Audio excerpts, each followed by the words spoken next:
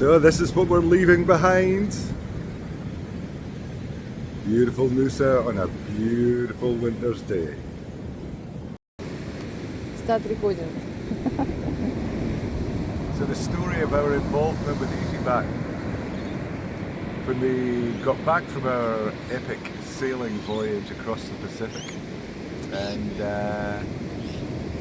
I suppose honestly we were a little bit bored, and I was just looking for the odd business for sale, and I stumbled across an advert for Ezi-Batten, and we decided to buy it from Mitch and Lauren, who'd done an amazing job turning the company around from, I think, almost death. They bought 4 new machines, they had set up supply agreements with roof sheet manufacturers and purlin manufacturers, and we took over the business not knowing even that you got 2 types of gutter. And the original idea was just to sell it after when we got our passport, and then go on this epic motorbike ride. But as we got closer to selling the business, we just realised how much we just love Ezi-Batten. We love our customers, we've made some really great friends, and so we decided that if we could possibly keep it, we would keep it, and so the thought process began. I thought it might be interesting just to do a little video on what else is happening in the background. Like, the original plan was to sell Ezi-Batten and to then just clear off, basically. But there was a few events that happened that kind of led us to change our mind. Back in January, we actually had an offer to buy the company. And then I was always kind of uncomfortable about selling Ezi-Batten. Ezi-Batten is a great wee company. We really provide a useful service to locals, local builders and the public. We manufacture top hats and battens. We sell corrugated sheets and gutters and things like that. And normally, if you're buying these things and you go to these big companies, really, they charge like a wounded bull. And so Ezi-Batten has got this little niche market here in Noosa and the immediate surrounds that I genuinely think it's a good thing for locals. And I was always kind of uncomfortable about selling it. But then we had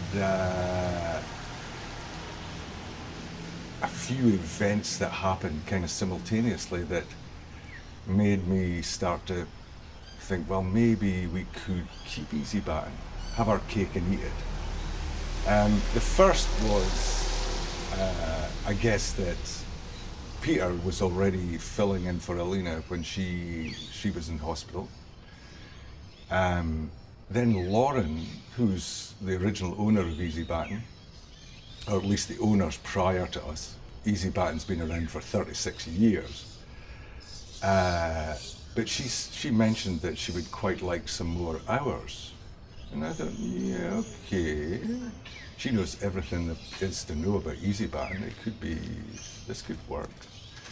And there was another thing that happened, and that was that Travis, who we knew because he worked for one of our customers and suppliers, and he became available, and I thought, well, this could work.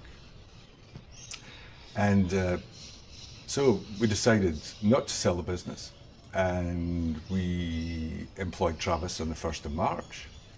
And the idea was always that I would be there for 2 months training Travis, and then for May, June, I would basically be behaving as if I was in Tibet.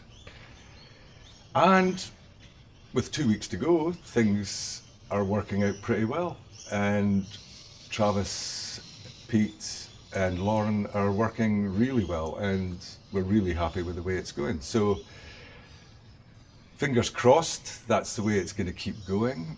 And but it's definitely going to form part of our adventure, in that what happens in Noosa is definitely going to affect us wherever we are in the world. You know, we'll still be able to keep in touch. Everything's online nowadays, and we'll be able to keep an eye on the business. But I think we've got a team that are really going to work well, and we're all going to benefit from it. Now, Ezi-Batten, I'll just explain a little bit about Ezi-Batten, because one of the things I want to do in this trip is hopefully we'll get some followers for our little vlog here and raise some awareness about Ezi-Batten and what we do, because the amount of people that we get coming into the office going, I didn't know you existed. And that's despite the fact that Ezi-Batten's been around for 36 years.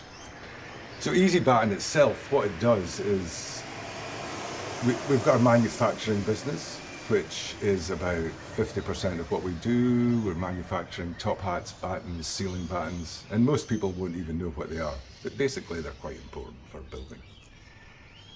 And I've also had this idea in mind for a while, and it's based on a friend of mine, Roger's experience. He built a smallish patio, maybe 3 meters by 3 meters, and he didn't know that we sold everything that he needed for his patio, which is why I'm trying to raise awareness about Ezi-Batten. And he was quoted, he had 3 quotes, 110,000, 72,000. And so when he got a quote for 39,000, he thought he was getting a bargain. Now, I know that the most he should have paid for this is 25,000. So not only are we leaving the business behind, but we're starting this new division of the business, which is called Easy to Build. And Easy to Build will supply, and if needed, supply the materials, and if needed, coordinate with our some of the builders that we use, and some of our customers are the best, most reasonably priced builders in Noosa. And we should be able to provide the same service for patios and carports as we do for roofing projects and sheds and mezzanine floors that we do already. And so the plan is, with our trip, we can raise some awareness about the fact that Easy to Build works. And that way we might get it off our tax. The ATO might look upon it as a sponsorship deal. So that's the plan. So will it work?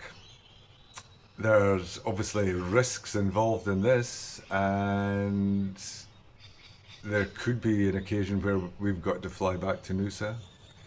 But there are countries where that's just not possible. If we're in India and we try and leave India without the motorbikes, they're going to go, please sir, where is your motorbike? And that's not going to be easy. But anyway, if you want to find out whether it works or not, I guess you'll just have to follow this vlog. Stop recording.